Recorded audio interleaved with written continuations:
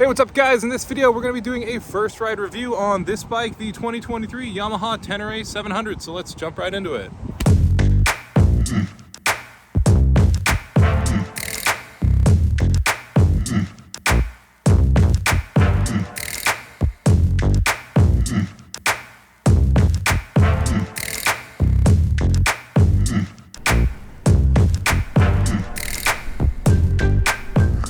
All right, so here we are aboard the 2023 Yamaha Ténéré 700. A little bit of background on this bike for those of you who are not familiar. The Yamaha Ténéré 700, or T7, is powered by the parallel twin 689cc motor that Yamaha puts in a bunch of their bikes, including the Yamaha R7 and the super popular naked, the Yamaha FZ07. And so what you've got is a very torquey, lightweight parallel twin motor that makes about 73 horsepower and 49 foot-pounds of torque. After riding it just for a few minutes, I can really appreciate the lightness of this bike. It weighs only 450 pounds wet, which is incredibly lightweight. It feels a lot more nimble than other bikes that I've ridden, specifically like the Ducati Desert X and the Aprilia Tuareg 660.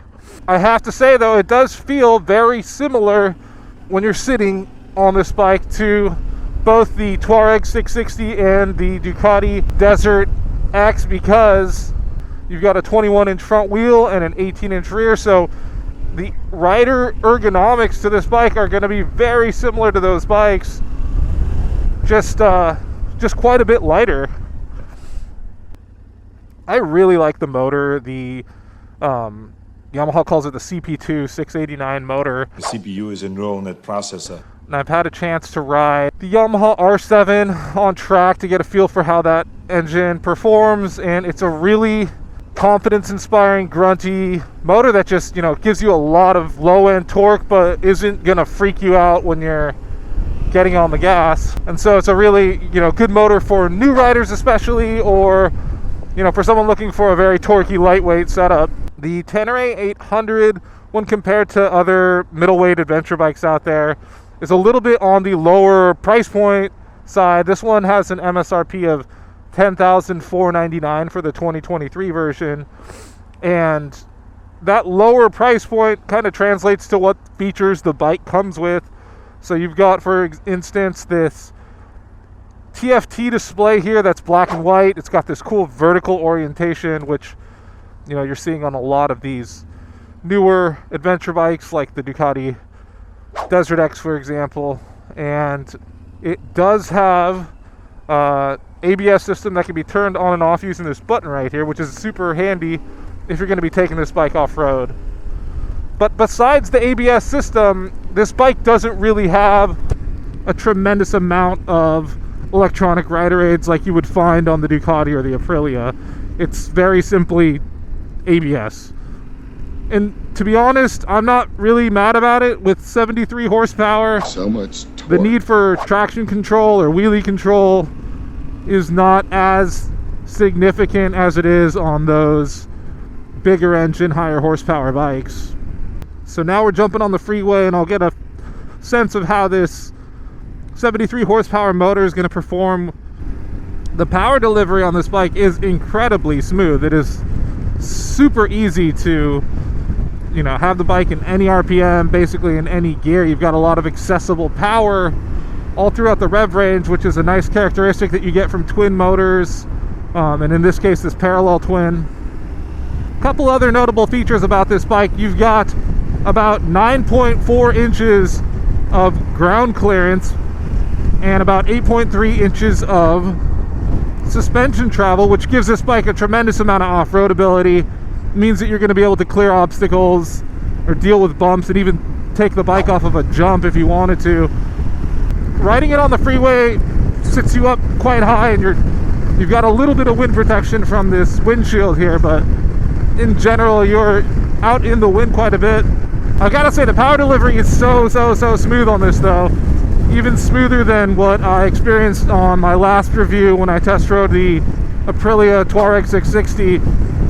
That engine had a little bit more engine feel to it. It had some more kind of gruntiness, where this one feels a lot smoother. So let's drop it into fourth and open it up a little bit.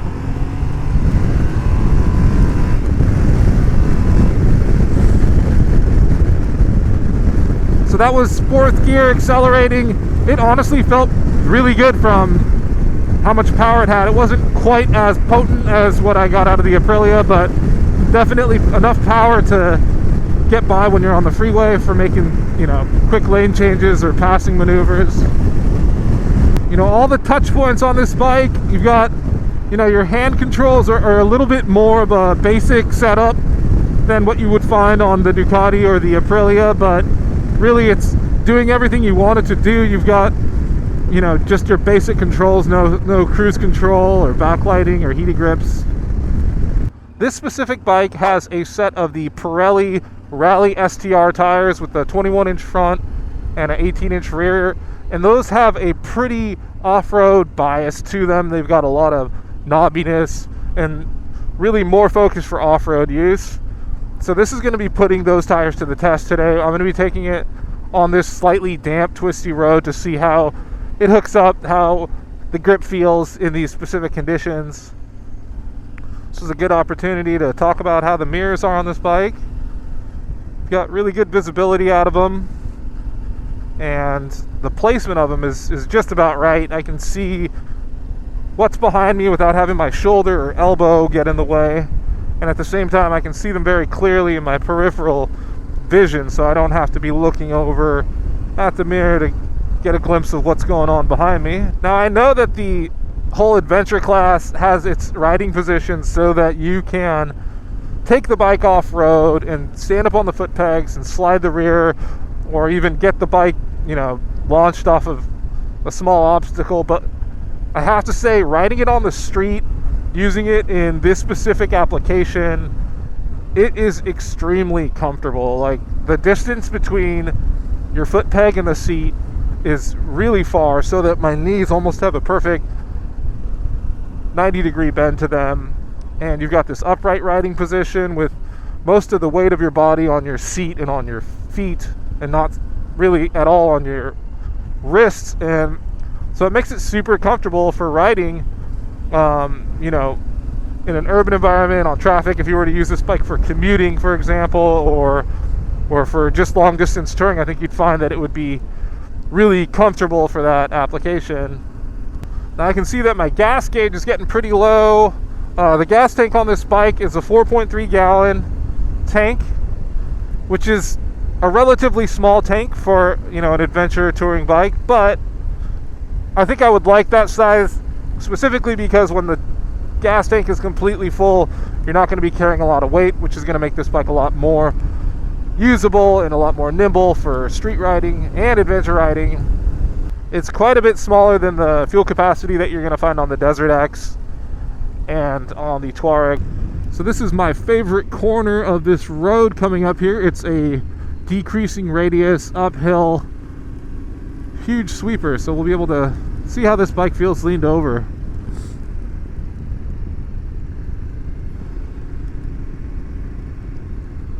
I've got to say the lightness of this bike is really astonishing. It's so easy to tip into these corners, and it just feels so light as you're carrying speed through these corners. It's really amazing.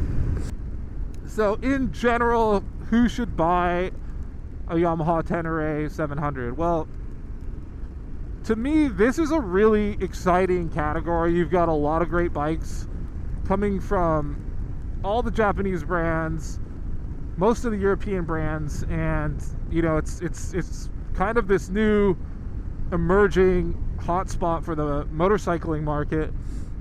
You know, the Ténéré 800 kind of falls into the middleweight adventure grouping at a lower price point. You know, when you can pick up this bike brand new for $10,500, you know, you're saving a couple $1,000s compared to the Aprilia middleweight adventure. You're saving $3,000 or $4,000 when compared to the Africa Twin. And when you compare it to the Ducati Desert X or the BMW F800, F900, you're saving close to $5,000. So I think the person who should buy the Ténéré 800 is someone who's kind of value driven, who wants to get the most bang for their buck, and still get into this modern middleweight adventure category. All right, 2023 Yamaha Ténéré 0 to 60. Let's go.